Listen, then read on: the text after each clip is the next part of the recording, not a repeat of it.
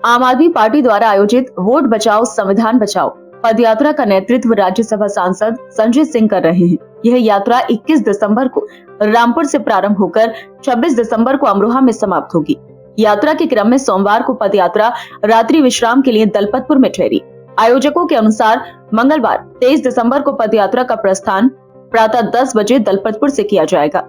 यात्रा का निर्धारित मार्ग दलपतपुर से रामपुर दोराहा, प्रेम वंडरलैंड, हनुमान मूर्ति, डबल फाटक, रेलवे स्टेशन के सामने कपूर कंपनी, फव्वारा और पीली कोठी होते हुए अंबेडकर पार्क, सिविल लाइंस तक रहेगा।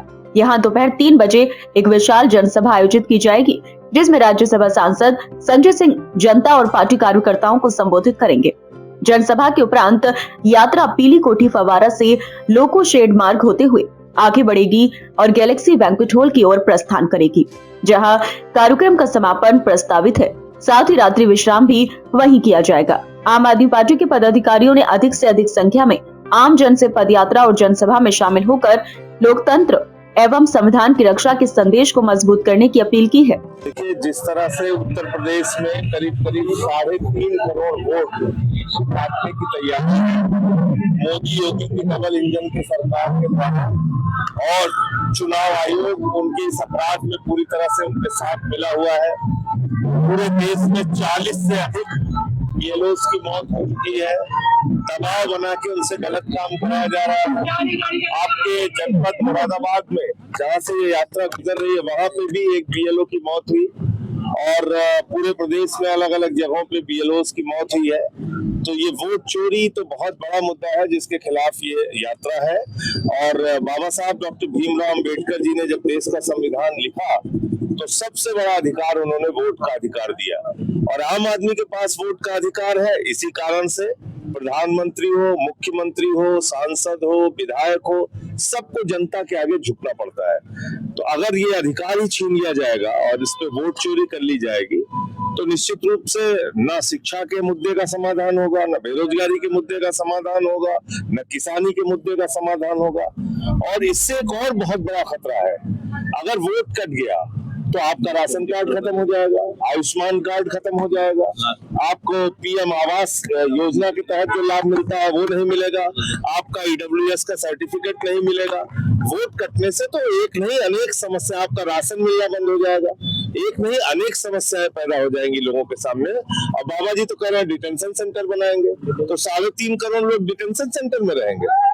भाई कह रहे हैं हम घुसपैठियों के वोट काट रहे हैं, इसका मतलब हिंदू हो, मुसलमान हो, यादव हो, पिछड़ा हो, दलित हो, सवर्ण हो, सब इनके हिसाब से घुसपैठिया है उत्तर प्रदेश में।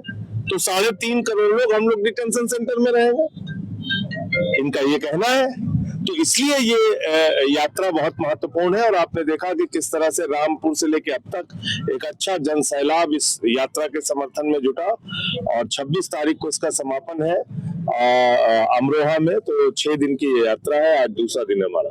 अभी तक कितना आपको लाभ मिल रहा है इस रैली से? कितने? बहुत अच्छा जन समर्थन मिल रहा है। देखिए, हमारे संविधान में 2 बड़ा अधिकार है हमको, एक सम्मान के साथ जिंदगी जीने का हक, और दूसरा ये वोट का अधिकार कि हम अपनी मर्जी से सरकार चुन सकते हैं, बना सकते हैं, बिगाड़ सकते हैं। और आज दोनों छीना जा रहा है हमसे। सम्मान के साथ जिंदगी जीने का हक तो बहुत दूर की बात है।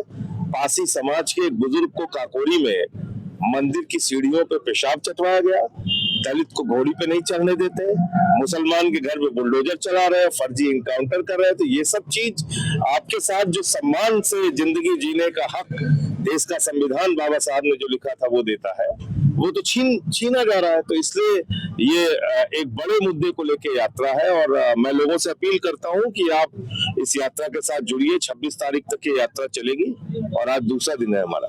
तो बिहार को आप लोग बात करें, बिहार में नकाब उतारने की बात करें, वो बहुत ही गलत और जिसको कहा जाए घृणित कृत्य किया वहां के मुख्यमंत्री ने। लेकिन उनकी मानसिक दशा पे भी मुझे तरस आती है, उनका मानसिक संतुलन ठीक नहीं है। वो एक कार्यक्रम में गए, अंत्येष्टि के कार्यक्रम में, वहां श्रद्धांजलि देनी थी, वो उसके बेटे को ही डेड बॉडी के सामने माला पहनाने लगे। तो मुझे लगता है कि अब वो प्रदेश की इतने बड़े प्रदेश को कैसे चलाएंगे, एक बात। और दूसरी बात, किसी महिला के सम्मान को इस तरह से तार तार करना बिल्कुल ही गलत है। और भारतीय जनता पार्टी ने तो उनको एक खेल के लिए और टाइम बिंग के लिए मुख्यमंत्री बनाया है। ऐसे ही काम वो करेंगे तो ये सब मिलके हटाएंगे भी।